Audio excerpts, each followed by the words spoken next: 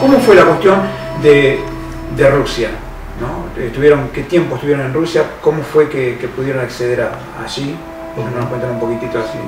Bueno, en Rusia en el año 2002 salimos, previamente estuvimos por 2 años en Ecuador para terminar nuestra capacitación teológica, pero ya sabiendo que el destino era Rusia, en el año 2002, en plena crisis, en plena la situación económica que había. Era ¿Año? 2002. 2002, cuando sí. todos bien. Entonces salimos ahí, no era el momento propicio, digamos así, humanamente hablando. Exactamente, pero asumimos ese desafío y salimos con toda la familia.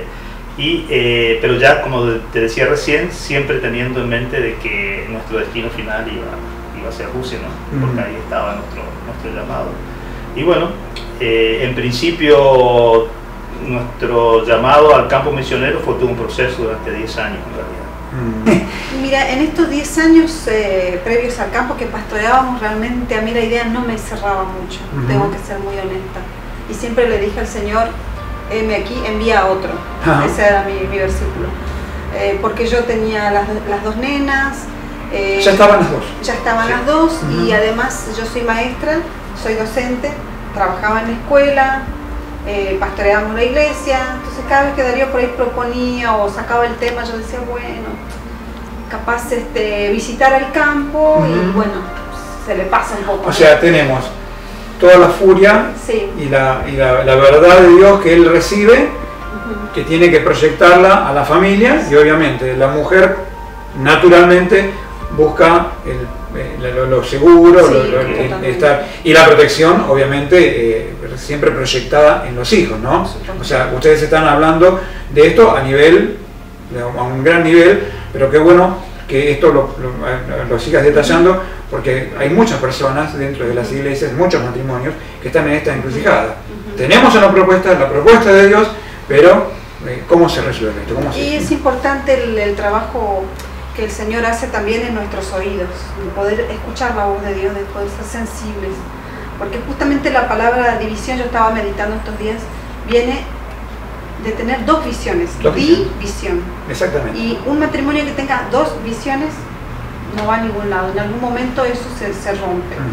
Así que me metí a la oración, me metí a buscar del Señor, pasé tiempo en ayuno, argumentando delante de Dios también por qué no podía ir, incluso proponiéndole a Dios, mira, hay otra familia que no tiene hijos, yo puedo apoyar con mi ofrenda como siempre lo he hecho.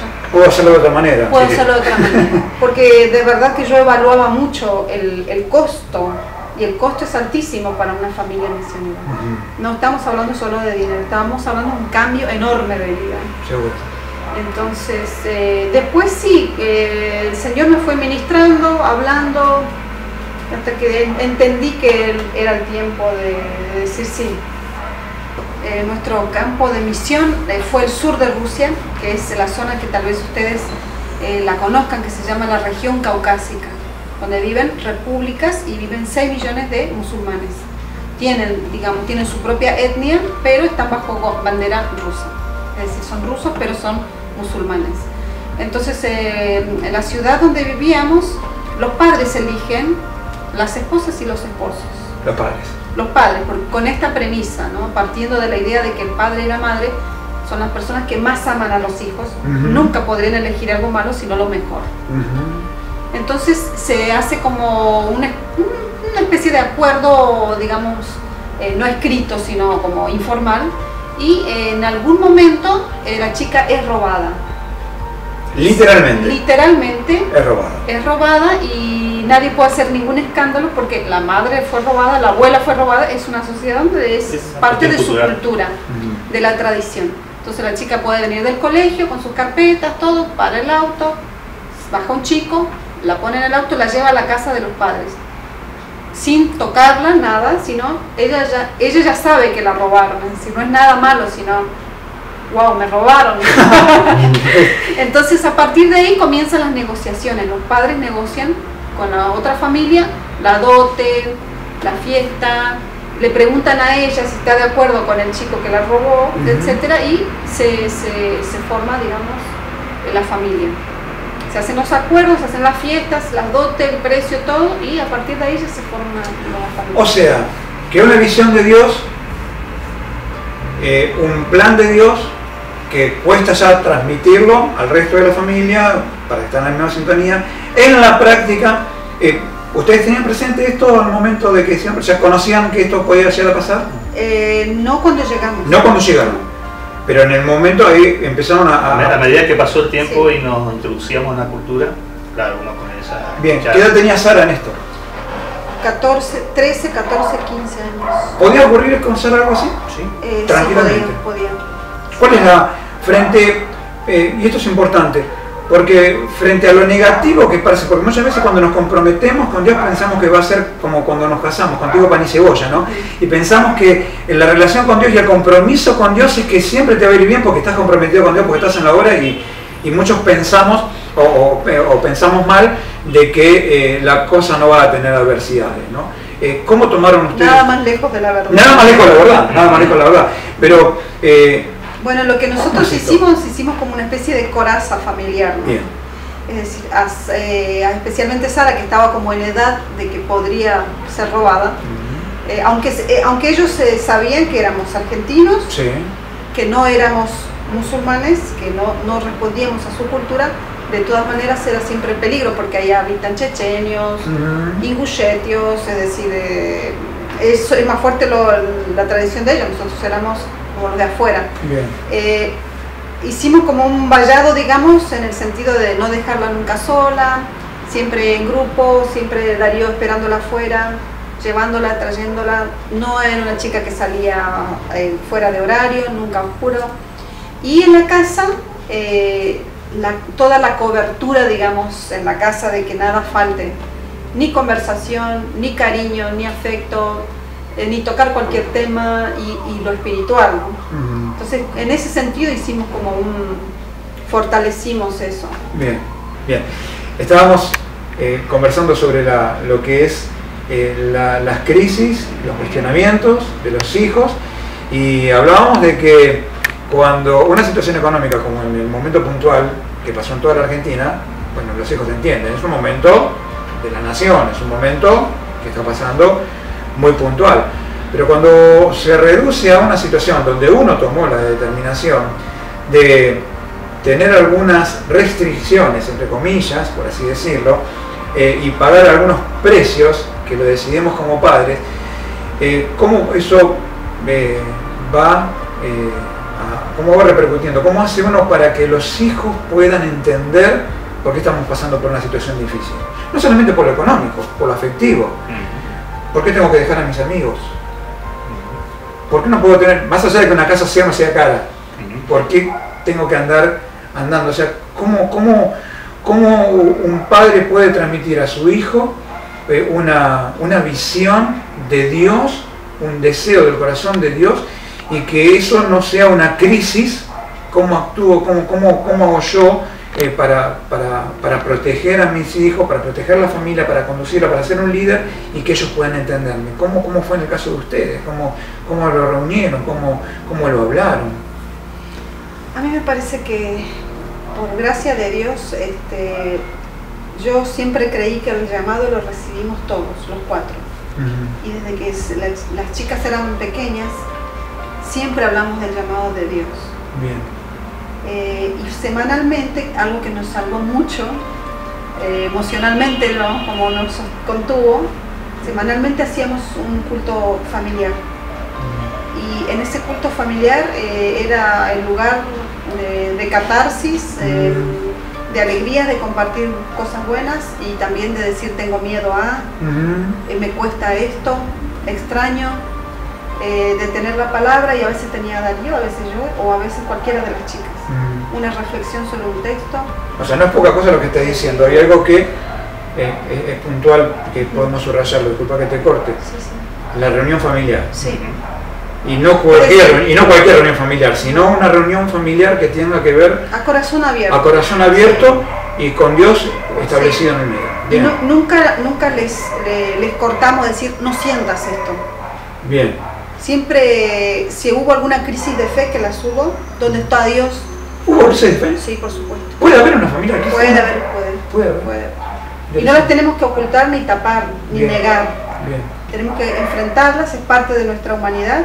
Jesús mismo tuvo su crisis de fe en el Getsemaní. Y no significa que se derrumbe nada, sino hay que enfrentar, ¿no? Y nunca dijimos no sientan esto. Y cuando hubo cuestionamiento, ¿dónde estuvo Dios? Porque pasamos por esto, porque un misionero americano tiene este estándar, nosotros somos de second class, tal vez, latinos. Es todo un tema. Sí. Y entonces, y de llorarlo juntos cuando lo tuvimos que llorar, bien, los cuatro. Y nunca nos pusimos en maestritos como padres, nunca. Bien. Y cuando tuvimos que pedir perdón, pedimos perdón también. Bien. Sí. Y todo eso siempre fue en el ámbito de la reunión familiar, donde nos dejábamos ministrar por Dios. A veces Darío nos daba la Santa Cena, a nosotros cuatro. Bien, compartían. Bien. Compartíamos. Bien. Y nunca dejé el pastoreo de mis hijas a nadie más que a nosotros primero. Es decir, tienen sus pastores ahora las iglesias, bien, pero como nuestro caminar misionero fue en distintos contextos, distintas personas, yo necesitaba darles a ellas como la base. Sí. Esto es siempre casa, ¿no? Esto es siempre hogar. Esta es nuestra identidad. Entonces, afuera podemos servir a en cualquier ámbito, movernos. Pero cuando cerraba la puerta, en este espacio, esto es nuestra identidad, esto es nuestra casa. Somos argentinos, somos latinos, somos lo que somos. Compartamos, lloremos, hablemos. Cualquier tema podemos hablar, ¿no? Y eso yo creo que nos mantuvo muchísimo, muchísimo. Ellas se congregaban en una iglesia, cuando estuvimos en Moscú, en la iglesia de Moscú, la iglesia de Cracovia en Polonia, la iglesia del Cáucaso en Cherkessk, pero el pastorado fino lo hacíamos nosotros. Bien, o sea, estás hablando de una posición de liderazgo que tenemos que tener dentro de las casas. La reunión familiar ya son dos elementos fundamentales. Sí. La reunión familiar, el liderazgo dentro de la casa, que no lo ocupe absolutamente nadie. Sí. Papá y mamá son, así estemos en Rusia, estemos en Polonia, donde estemos, pero papá y mamá es papá y mamá.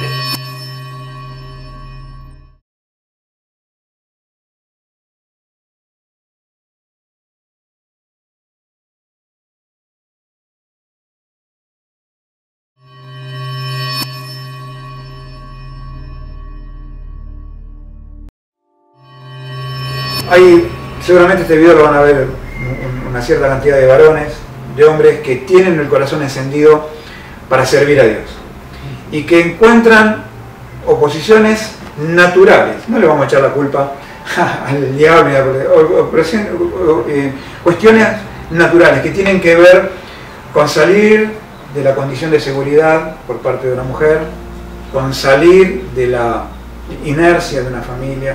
Pero Dios está trabajando en corazones de hombres y de alguna manera, a pesar de las edades, nosotros manejamos unas edades de 40 y pico a 50 y pico, tal vez un poquito más menos, pero todavía está ese fuego de Dios de servir. Estaría bueno que nos digas una palabra, que nos digas un consejo, que nos puedas dar 2 o 3 palabras de qué hacer frente a lo que Dios nos está hablando en nuestro privado y que después, frente a los que amamos, nos cuesta un poco explayar lo que recibimos de parte de Dios. ¿Se podrá decir? ¿Habrá alguna frase? ¿Habrá algún punto? ¿Habrá algún secreto? No, yo creo que no es un secreto, o sea, yo te comparto de mi experiencia un poco. Yo me acuerdo cuando teníamos que ir al campo misionero a Polonia. Había llegado el momento, la invitación estaba presente, las puertas estaban abiertas, nuestras hijas ya eran grandes, o sea, yo no las podía decir vamos, porque había que sentarse a hablar y a tomar decisiones juntos como familia. Y llega un momento que tuvimos que hacer una reunión familiar. Yo expliqué el tema, cómo estaba la situación, pero le dije algo, ¿no? Que esto era una cuestión de familia también, que nosotros como padres no podíamos dejarla a ellas, por ejemplo, aquí en Argentina, porque en ese tiempo estábamos aquí en Argentina, por lo tanto que había que tomar una decisión, y la decisión era familiar. y que era ir a Polonia los 4, y si las chicas no estaban de acuerdo, yo iba a respetar y me iba a quedar en Argentina, y que para mí no iba a ser el fin del mundo eso. Por supuesto que eso te genera inseguridad también, porque vos estás, pues bueno, yo tengo una visión, yo tengo esto, yo tengo lo otro, tenés un montón de cosas, si tenés un llamado de Dios, ¿cierto? Y de repente es como que otros tienen que decidir por eso, ¿no? Tu esposa, tus hijos, ¿qué haces si ellos no te siguen? Y un montón de cosas, ¿no? Yo pasé tiempo en esa crisis también, pasé por momentos así, hasta que con el tiempo el Señor como que fue hablando conmigo, me fue ministrando, y yo comencé a entender de que el servicio de Dios lo podemos hacer de diferentes maneras y de diferentes lugares. Entonces eso calmó mucho mi ansiedad, me trajo mucha paz. Es que no nos desesperemos, quitar esa ansiedad, ese peso de ansiedad de que se termina el mundo por esto. No, tranquilo, ¿no es cierto? Que comencemos a orar y buscar otra manera de hacer lo que Dios nos está llamando a hacer, pero lo podemos hacer de diferentes maneras. Para las mujeres que tienen años de casado y que hoy por hoy Dios se está manifestando en el matrimonio de otra manera, de una manera no nueva, distinta, por así decirlo. ¿Cómo acompañar? ¿Cómo hacer eso? ¿Cómo poder trabajar como mujer? Bueno, yo lo que quiero compartirles un poco es la persona que a mí me ayudó a llevar adelante todos estos años, no solo la obra misionera, sino en mi familia y criar bien a mis hijas, ha sido el Espíritu Santo. Y yo quiero que recordemos, porque sé que lo sabemos en la teoría, pero en la práctica y especialmente en el campo misionero, el Espíritu Santo es tremendamente real. Y que confiemos al Espíritu Santo en la dirección de nuestra familia. Me dice, bueno, el día que yo me case, me gustaría llevar el apellido de mi esposo, pero yo quisiera llevar mi apellido también. Y porque a mí me van a reconocer por el apellido de mi papá. Y eso a mí me dio una tremenda satisfacción interior, porque dije, wow, porque hay chicos que dicen, mejor ni que me reconozcan que soy hijo de fulano, ¿no? Claro. Y ella dice, me gustaría llevar los dos porque qué honra llevar el apellido de mi familia. Y de eso tengo que agradecerles al Señor tremendamente. No ha sido sabiduría humana, ni digo que seamos digamos, el ejemplo de familia. Tenemos muchos errores, muchas cosas que mejorar, pero hay algunos como tips que yo quiero compartirles. Vale. Que es el culto familiar. No tiene que ser un culto familiar de 1 hora y media. Tiene que ser un rato que estemos juntos. Otro punto es que no dejemos de considerar al Espíritu Santo como nuestro guía y nuestro pastor en la casa. Otro punto es la presencia de las fuerzas de la oscuridad, que no nos relajemos. Los demonios trabajan en contra de la familia. No cedamos nada. No nos relajemos. Yo aquí en la iglesia en Argentina, lo poquito que estos 6 meses que estamos aquí, veo muchas cosas relajadas. Y por ejemplo, cuando hay, alguna pelea, ¿no? Acá en la casa, ellos ya saben, mis hijos te pueden preguntarles. Cuando yo siento algo que es más que una pelea, que ya es como un ambiente pesado, inmediatamente paramos. Y yo les digo, ustedes saben de dónde viene esto, ¿no? Y como que, hay una reacción. Sí, hay una reacción. Entonces, no me abran puertas para que vengan acá bichos, le digo, los bichos les digo a los demonios. Así que paren, ¿no? Y entonces yo no dejar pasar las cosas como, y bueno, ¿no? Esto no lo vi, no lo escuché, será la edad. No, lo paramos y lo hablamos cara a cara. Incluso cuando eran chicas, Sara y Florencia, y pasaban dibujos animados, a veces yo, ¿qué es ese dibujo? Y yo paraba y le decía, Florencia, ¿qué sentís cuando miras eso? Entonces yo como que las iba entrenando, ¿no? ¿Qué es eso? ¿De dónde viene esa filosofía que está detrás de esa música o de esta película? ¿Qué sentís? Y ella, no, esto es malo para mí. Ellas solas cambiaban. Yo nunca les dije, no hagan o sí hagan, no, sino siempre reflexiona de dónde viene esto. Entonces, que como mamás y como papás también, porque no dejemos, no naturalicemos lo que no es natural. hay un ataque diabólico, demoníaco en contra de la familia, en contra del matrimonio, en contra de los hijos. Aquí hay un plan organizado. A partir del momento que nosotros armamos la familia, hay un plan organizado de destrucción. Entonces, pararnos en eso, de orar y de reprender, y de rechazar y de plantarnos. Y en eso las mujeres somos, pero tremendas. ¿Sí? Y yo quiero recomendarle eso, qué sé yo, dejarles como una reflexión. No me quiero poner el maestro. Pero tenemos mucho, bueno, la experiencia y de eso se trata. Tenemos mucho para mejorar, pero hay algunas cosas que las he aprendido en el campo. De eso, de tomar autoridad en la casa. Y no dejar que las cosas, como que no veo, que no escucho. No es así. Sino pararnos y pelearlo desde lo espiritual. Porque hay cosas naturales y hay situaciones que no son naturales. Entonces no naturalicemos lo que viene de afuera, de lo que no tiene explicación. ¿Sí? El infierno está activo, la oscuridad está activa, nosotros somos luz, nosotros molestamos, y obviamente hay todo un plan para destruir la familia. Así que cuidemos nuestra familia en el altar familiar, en la oración, y pastoreemos nuestros hijos. Que no haya ningún tema que ellos no puedan hablar en casa. Pastoreémoslo. Es como, yo soy maestra, pero yo no dejo que las maestras eduquen a Florencia. Yo la educo en la casa, la maestra complementa. Y lo mismo con el pastor. A veces dejamos a la iglesia y que la iglesia lo saque, prácticamente saca a los santos. De acá de la casa es donde tienen que llevar los valores, la doctrina, los principios bíblicos. Es nuestro trabajo, pastorear a nuestros hijos. En realidad tuve oportunidades, varios caminos para elegir. Ser un empresario,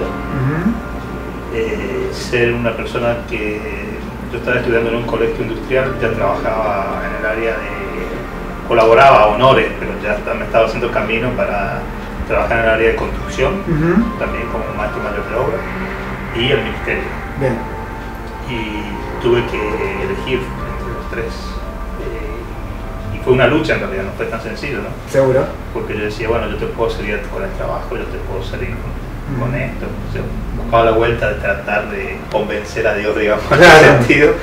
Pero no, en este caso yo sé que el Señor me quería a tiempo completo por varias cosas, ¿no? El Señor fue confirmando, hablando, mostrando. Y yo digo, bueno, si yo hubiese sido esto, hoy lo pienso, no me veo como esto. Si hubiese sido esto, y veo lo que hice con todas las dificultades, por supuesto, con todas las limitaciones, digo, no, está bien, es lo que me veo en esto, o sea, no me veo en otra cosa. Darío, gracias. Muchas gracias. Gracias, Nora. Gracias a nuestro técnico que nos está haciendo el aguante. Y bueno, un lujo poder haber entrado en su casa y poder haber compartido este tiempo con usted.